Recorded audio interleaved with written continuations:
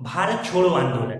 भारत छोड़ो आंदोलन जिसकी शुरुआत 9 अगस्त 1942 को हुई। 9 अगस्त 1942 को भारत छोड़ो आंदोलन यानी क्विट इंडिया मूवमेंट, इसे चूंकि ये अगस्त में प्रारंभ हुआ था इसलिए इसे अगस्त क्रांति यानी अगस्त रिवॉल्यूशन के नाम से भी जाना जाता है। भारत छोड़ो आंदोलन का दूरगामी परिणाम हुआ।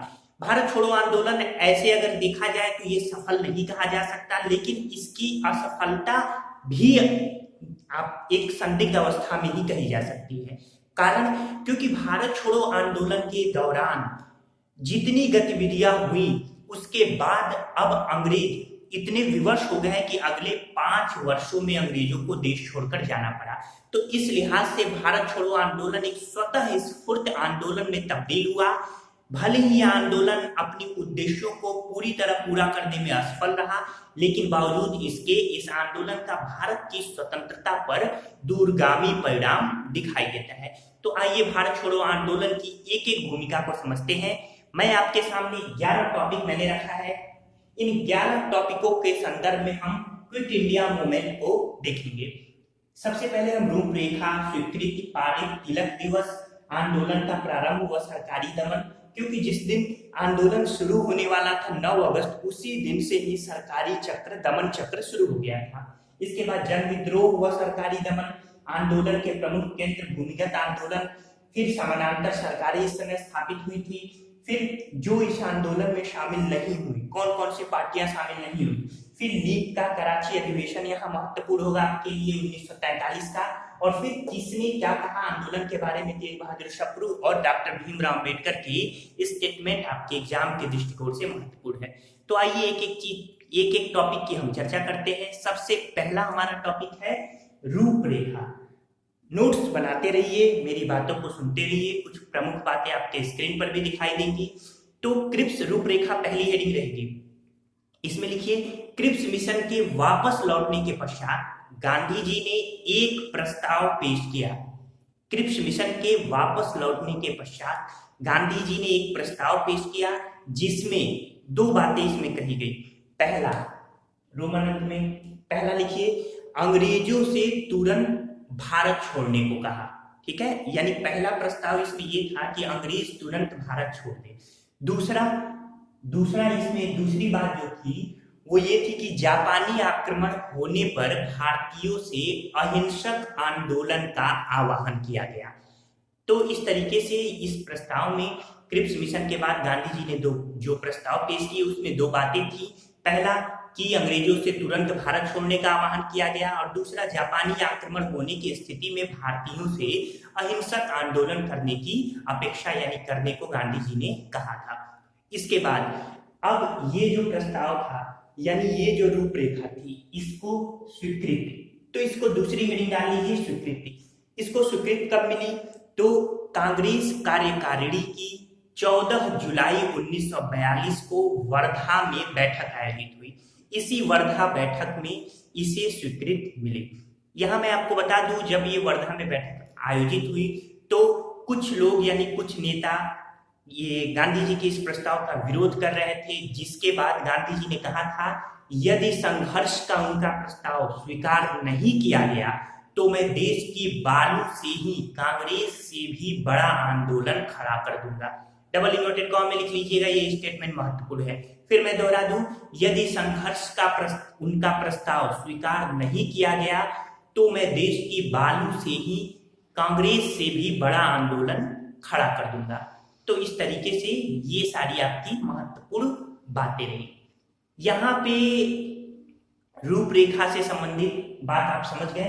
इसके बाद आप तीसरी हेडिंग डालेंगे, पारित। देखिए, वैसे तो ये जो प्रस्ताव पारित हुआ वो 8 अगस्त 1942 को बंबई के ग्वालियर टैंक मैदान में आयोजित कांग्रेस की अखिल भारतीय कांग्रेस कमेटी की बैठक में इस प्रस्ताव को स्वीकार किया गया था। लेकिन उससे पहले 7 अगस्त 1942 को इस प्रस्ताव को पंडित जवाहरलाल नेहरू ने वर्धा प्रस्ताव के नाम से प्रस्तुत किया, जिसका अनुमोदन सरदार वल्लभ भाई पटेल द्वारा किया गया। 8 अगस्त 1942 को मैं पहले ही बता चुका हूं, मौलाना अबुल कलाम आजाद की अध्यक्षता में कांग्रेस की वर्धा में बैठक हुई, जिसमें इस प्रस्ताव को अंग्रेजों भारत छोड़ो, डबल इन्वर्टेड या सिंगल इन्वर्टेड में लिखिएगा, अंग्रेजों भारत छोड़ो, इस नाम से इस प्रस्ताव को स्वीकार कर लिया गया। इसी जो ये जब पारित हुआ 8 अगस्त को, तो गांधी जी ने एक नारा दिया, करो या मरो। यानी ये गांधी जी का एक ऐसा अंतिम नारा था कि देश की आजादी के लिए भारतीयों को उन्होंने आह्वान किया कि या तो आजादी के लिए आप तत्पर रहो या फिर अपने प्राणों को त्याग दो। यानी अब अंग्रेजों से संघर्ष का अंतिम समय आ गया है, गांधी जी का ये नारा था, और इस तरीके से ये प्रस्ताव पारित हो गया। इससे पूर्व अगली हेडिंग रहेगी आपकी तिलक दिवस। इससे पूर्व यानी आंदोलन की सार्वजनिक घोषणा से पहले ही 1 अगस्त 1942 को इलाहाबाद यानी वर्तमान प्रयागराज में तिलक दिवस मनाया गया। इसके बाद से अगली हेडिंग है आंदोलन का प्रारंभ और सरकारी दमन। आंदोलन का प्रारंभ और सरकारी दमन, देखिए एक है जन विद्रोह व सरकारी दमन। आंदोलन के प्रारंभ की घोषणा 8 अगस्त को ही की गई कि 9 अगस्त से आंदोलन प्रारंभ हो जाएगा, यानी अगले दिन से। लेकिन 9 अगस्त की सुबह ही ऑपरेशन जीरो आवर के तहत अंग्रेजों ने कांग्रेसी नेताओं को गिरफ्तार कर लिया। जितने भी बड़े कांग्रेसी नेता थे उनको अंग्रेजों ने गिरफ्तार कर लिया। महात्मा गांधी व सरोजनी नायडू को पूना के आगा खां पैलेस में नजरबंद किया गया।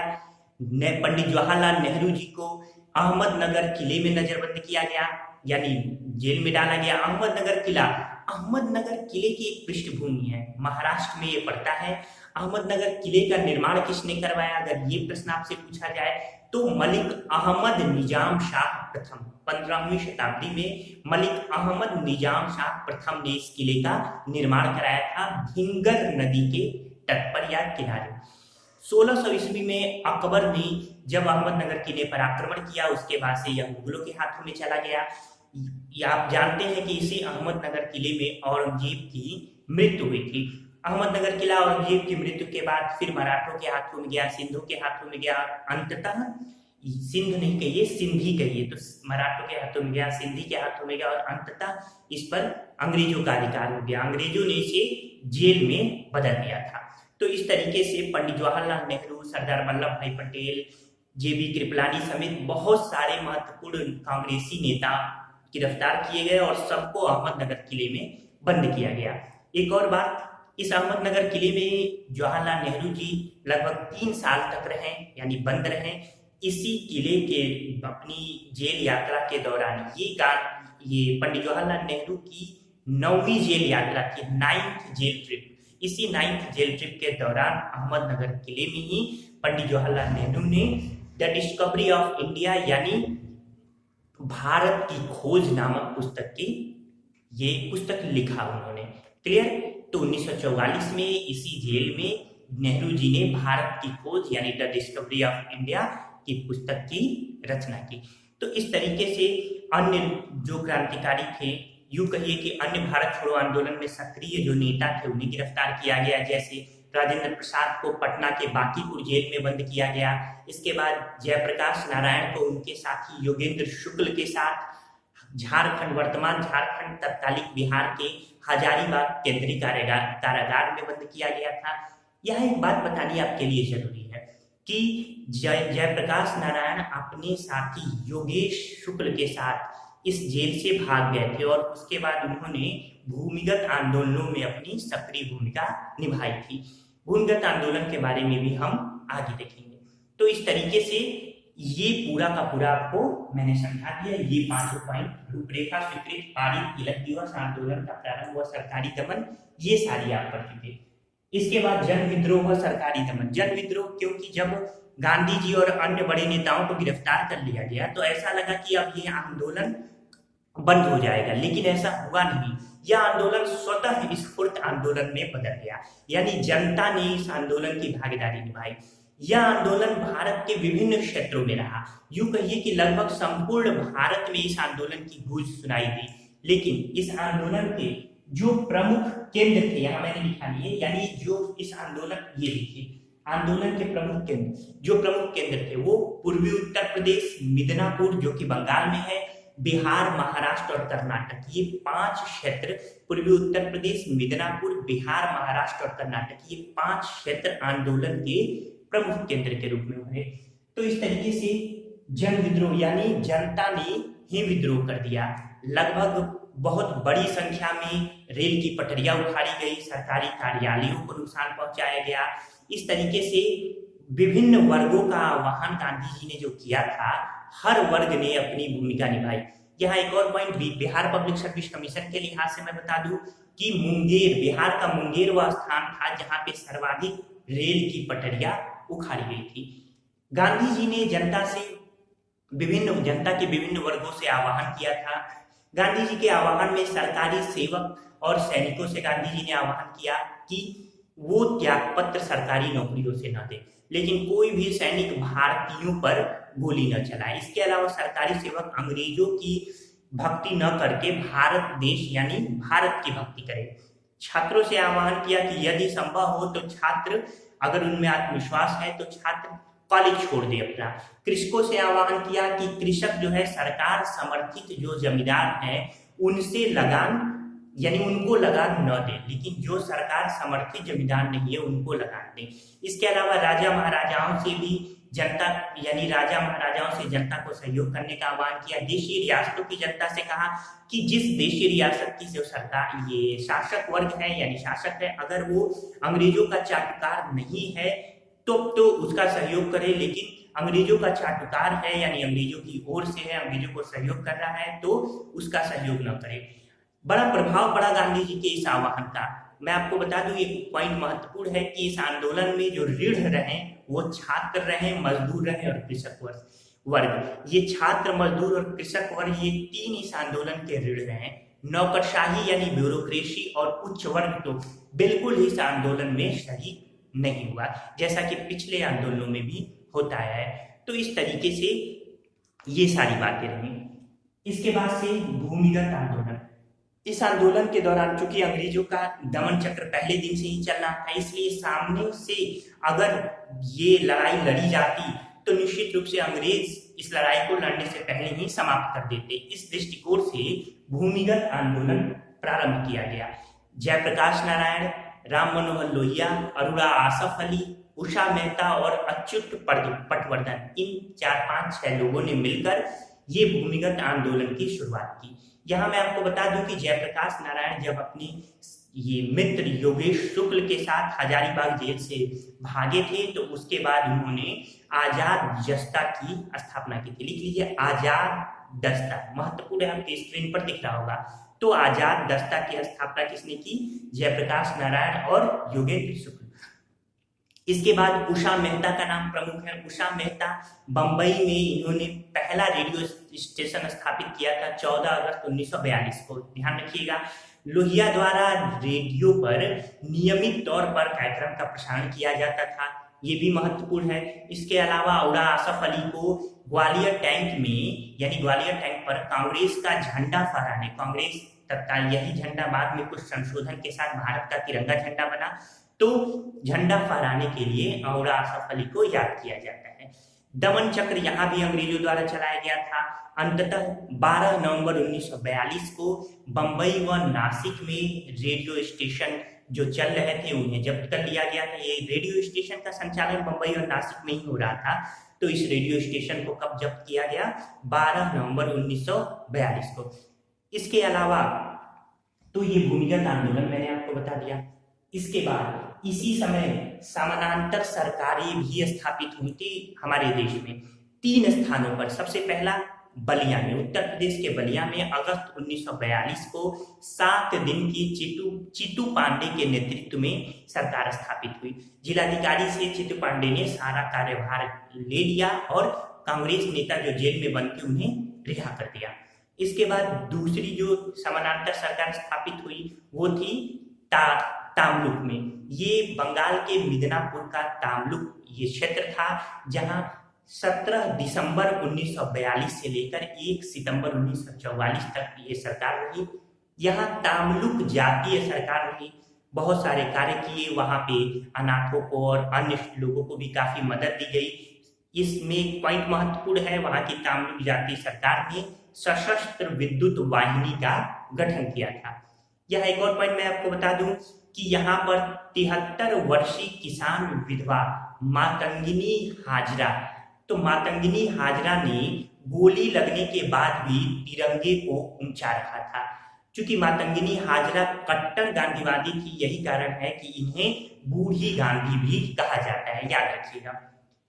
तीसरा क्षेत्र जहां पे समानांतर सरकार स्थापित हुई सतारा है। सतारा में 1943 के मध्य से लेकर 1945 तक ये सरकार रही थी। सबसे लंबी सरकार सतारा महाराष्ट्र में के सतारा में ही सबसे लंबी सरकार ये समानांतर सरकार चली थी। वाईवी चौहान और नाना पाटिल के नेतृत्व में प्रति सरकार नाम से यहाँ सतारा में सरकार चली।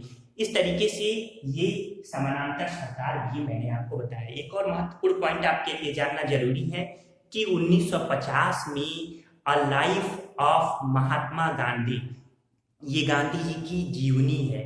तो a life of Mahatma Gandhi पुस्तक किसने लिखी थी? Louis Fischer. ये वही लुई फिशर है, ये अमेरिकी पत्रकार हैं जिन्होंने 1942 के भारत छोड़ो आंदोलन के दौरान भारत में शिरकत की और गांधी जी के साथ वो रहे। तो इस तरीके से अगर प्रश्न पूछा जाए कि 1942 के भारत छोड़ो आंदोलन में किस अमेरिकी पत्रकार ने हिस्सा लिया था, तो लुई फिशर ने। इन्होंने 1950 में a life of Mahatma Gandhi नामक गांधी जी की जीवनी लिखी थी। मुझे उम्मीद है कि यहाँ तक की बातें आपको समझ में आ रही होंगी। थोड़ा मैं तेजी से ले चल रहा हूँ, लेकिन आपके स्क्रीन पर बातें होंगी, आप इसे समझने की कोशिश कीजिए। और एक और मेरी एक जो आपसे सलाह होती है कि आप टॉपिक वाइज किताब पढ़ें। जैसे भारत छोड़ो आंदोलन, अपनी किसी भी अच्छी पुस्तक आधुनिक भारत की ओपन कर लीजिए और इसे वहां से पढ़िए।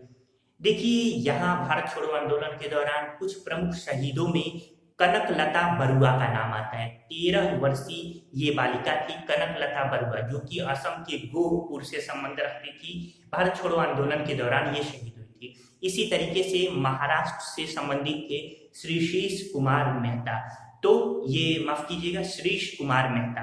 तो श्रीश कुमार मेहता मात्र 15 वर्षीय बालक थे जो भारत छोड़ो आंदोलन के दौरान शहीद किए गए। इसी तरीके से बहुत सारे ऐसे तरुण थे जो कि भारत छोड़ो तरुण यानी जो कि 18 वर्ष से कम थे, जिनको भारत छोड़ो आंदोलन के दौरान अंग्रेजों की गोली का शिकार होना पड़ा।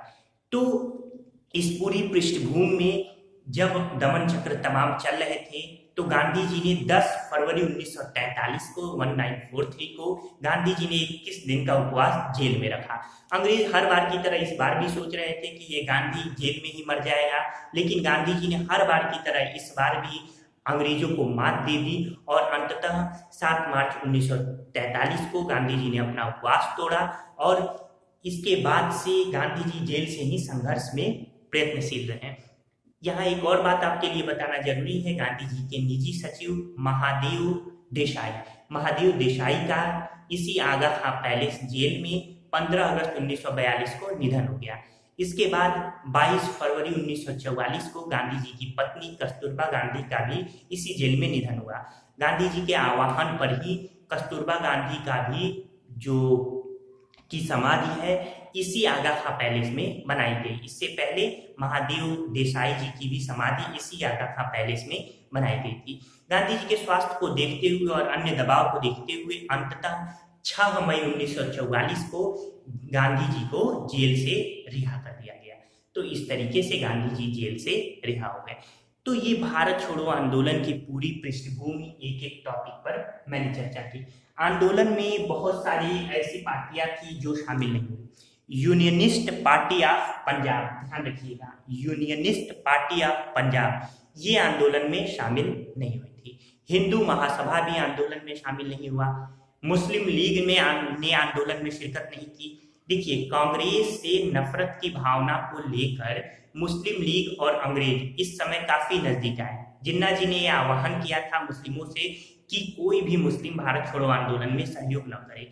हालांकि मुस्लिम लीग के बहुत सारे सदस्यों ने भारत छोड़ो आंदोलन के दौरान जो भी क्रांति, यूं कहिए कि जो भी क्रांतिकारी परिस्थितियों में थे या अन्य लोग थे, उन्हें अपने यहाँ पनाह दी थी, उन्हें छुपने में मदद की थी। तो इस तरीके से ये पूरी की पूरी बात रही। यहाँ मैं आपको बता दूं, जो कम्युनिस्ट पार्टी थी, साम्यवादी पार्टी थी, वो भी इस आंदोलन में शामिल नहीं हुई, क्योंकि वो द्वितीय विश्व युद्ध चल रहा था, तो वो ऑलरेडी ब्रिटेन के खिलाफ द्वितीय विश्व युद्ध में शिरकत कर रहे थे, यानी साम्राज्यवादी जो ताकत थे ब्रिटेन के खिलाफ, उनका सहयोग कर रहे थे। तो इस तरीके से साम्यवादी पार्टी, मुस्लिम लीग, हिंदू महासभा, इसके बाद से यूनियनिस्ट पार्टी ऑफ पंजाब, इन सभी ने इसमें भारत छोड़ो आंदोलन में भाग नहीं लिया। पहले मैं बता चुका हूँ कि उच्च वर्ग की भागीदारी भी इसमें नहीं रही। इसके अलावा नरम दल के जो नेता थे, उन्होंने भी इस आंदोलन में भाग नहीं लिया। एक और बात बिहार के संदर्भ में कि बिहार के महाधिवक्ता बलदेव सहाय ने इस आंदोलन के दौरान त्याग पत्र दे दिया था। ये पॉइंट बीपीएससी वाले लोगों के लिए महत्वपूर्ण है।